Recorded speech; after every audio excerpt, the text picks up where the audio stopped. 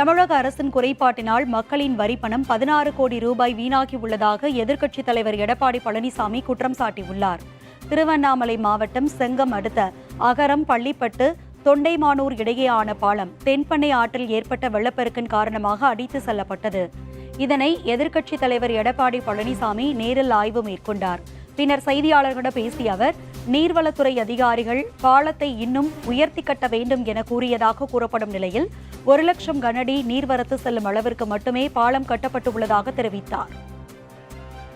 பால வடிவமைப்பு சுமார் 1 லட்சம் கனஅடிக்குள் தண்ணீர் செல்கின்ற அளவுக்கு தான் இந்த பாலத்தை வடிவமைத்து கட்டிவிட்டார் என்று செய்தி.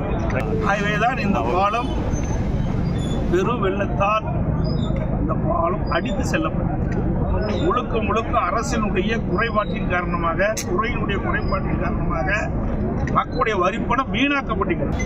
ஆகவே இந்த அரசுடைய கவனக்குறைவால் இந்த பாலம் அடித்து செல்லப்பட்டது என்பதை தெரிவித்து